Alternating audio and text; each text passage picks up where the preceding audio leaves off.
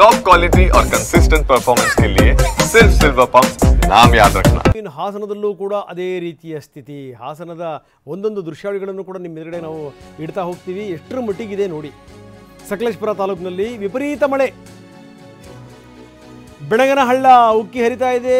ದೋಣಹಳ್ಳಿಯ ಸಂಪರ್ಕ ಕಟ್ಟಾಗಿದೆ. ಎಷ್ಟರ ಮಟ್ಟಿಗೆ ಅಂದರೆ ಅಲ್ಲಲ್ಲಿ ಟೆಂಪ್ರವರಿ ಸೇತುವೆಗಳನ್ನು ಮಾಡಿರ್ತಾರೆ.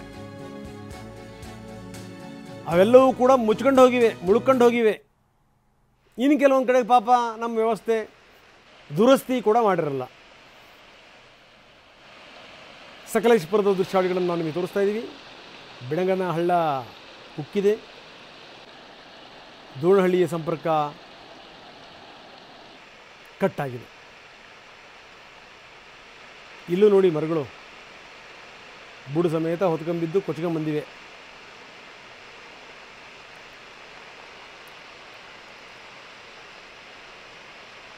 ಇನ್ನು ಮಾಮೂಲಿ ಈ ಮಳೆ ಬಂದಂಥ ಸಂದರ್ಭದಲ್ಲಿ ಜನ ಕಣ್ಣೀರು ಹಾಕ್ತಾರೆ, ಒದ್ದಾಡ್ತಾರೆ.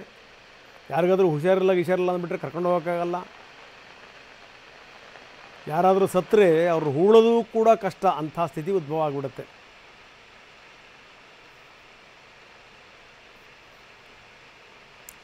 ಇನ್ನು ಶಿರಾಡಿ ಘಾಟ್ನ ದೃಶ್ಯಾವಳಿಗಳನ್ನು ನೀವು ನೋಡ್ತಾ ಇದ್ದೀರಿ. ಅಲ್ಲಿ ಎಲ್ಲಿ ನೋಡಿದ್ರಲ್ಲಿ ವೆಹಿಕಲ್ಗಳು, ಕೆಲವೊಂದು ಕಡೆ ವೆಹಿಕಲ್ಗಳು ಸಾಲುಗಟ್ಟಿ ನಿಂತಿವೆ.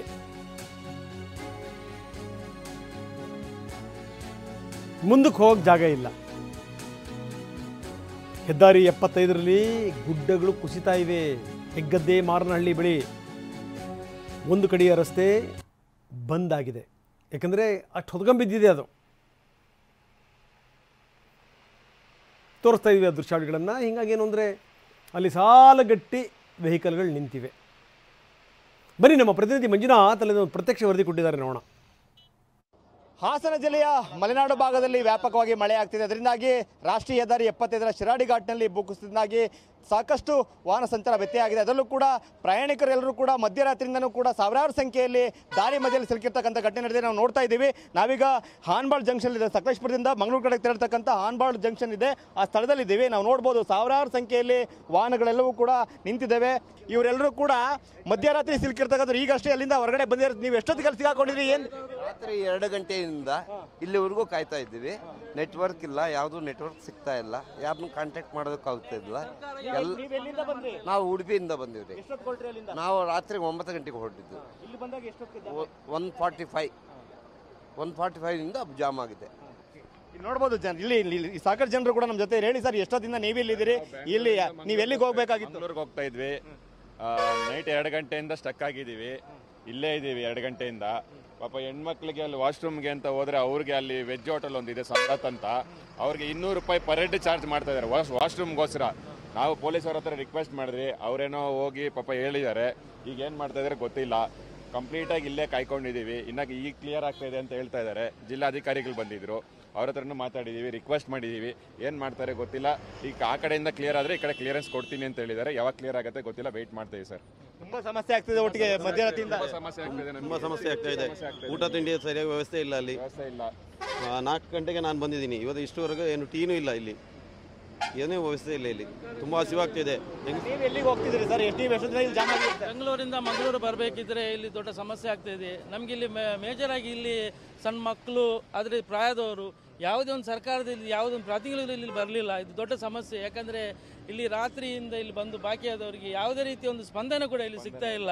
ಇದು ಸರ್ಕಾರದ ಒಂದು ಬೇಜವಾಬ್ದಾರಿ ಕೂಡ ಆಗಿದೆ. ಯಾಕಂದರೆ ಇಂಥ ಸಮಸ್ಯೆಗಳಲ್ಲಿ ಇದು ಸಂಪೂರ್ಣ ನಿರ್ಲಕ್ಷ್ಯ ಆಗಿದೆ. ಇಂಥ ಸಂದರ್ಭದಲ್ಲಿ ಸರ್ಕಾರಗಳು ಇದಕ್ಕೆ ಬೇಕಾದಂಥ ಒಂದು ಕ್ರಮವನ್ನು ತರಬೇಕು. ಕೇವಲ ಒಂದು ಪೊಲೀಸ್ ವಾಹನಗಳನ್ನು ಇಲ್ಲಿ ನಿಲ್ಲಿಸಿ ಯಾವುದೇ ಪ್ರಯೋಜನ ಇಲ್ಲ.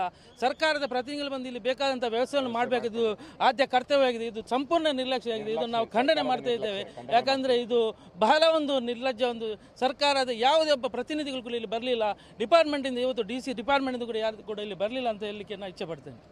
ಇದು ಜನರ ಆಕ್ರೋಶದ ಮಾತುಗಳಂದ್ರೆ ಮಧ್ಯರಾತ್ರಿಯಿಂದ ನಾವಿಲ್ಲಿ ಸಿಲುಕೊಂಡಿದ್ದೀವಿ. ಕನಿಷ್ಠ ಕುಡಿಯೋದಕ್ಕೆ ನೀರಿಲ್ಲ, ನಿಮಗೆ ಏನು ತೊಂದರೆ ಆಗ್ತದೆ ಅಂತ ಕೇಳಲಿಕ್ಕೆ ಯಾರು ಇಲ್ಲ, ನಾವು ಎಲ್ಲಿ ಹೋಗಬೇಕು ಗೊತ್ತಾಗ್ತಾ ಇಲ್ಲ, ಯಾವುದೇ ವ್ಯವಸ್ಥೆಗಳು ಕೂಡ ಇಲ್ಲ. ಮತ್ತೆ ಇದನ್ನೇ ಕೆಲವರು ದುರುಪಯೋಗ ಪಡಿಸಿಕೊಂಡು ಸುಲಿಗೆ ಮಾಡ್ತಕ್ಕಂಥ ಕೆಲಸವನ್ನು ಮಾಡ್ತಾ ಇದ್ದಾರೆ ಅಂತಕ್ಕಂಥ ಆಕ್ರೋಶದ ಮಾತುಗಳನ್ನು ಜನರು ವ್ಯಕ್ತಪಡಿಸ್ತಾ ಇದ್ದಾರೆ. ಕ್ಯಾಮರಾಮನ್ ಮಹೇಶ್ ಜೊತೆ ಮಂಜುನಾಥ್ KB, TV9 ಹಾಸನ. ಮಧ್ಯರಾತ್ರಿ 2 ಗಂಟೆಯಿಂದ ಇಲ್ಲಿ ತನಕ ಇನ್ನೂ ಬಸ್ಸಲ್ಲೇ ಇದ್ದಾರೆ ಅಂತಂತಂದರೆ ಸ್ಥಿತಿಗತಿಗಳು ಹೆಂಗಿರಬೇಕು? ಒಂದು ಕಡೆ ಹೊಟ್ಟೆ ಹಸ್ತಿದೆ, ನೀವು ನೇಚರ್ ಕಾಲ ಬಂದರೂ ಕೂಡ ಹೋಗಕ್ಕೆ ಸಾಧ್ಯ ಇಲ್ಲ, ಅಂತಹ ಸ್ಥಿತಿಗತಿ. ಇನ್ನು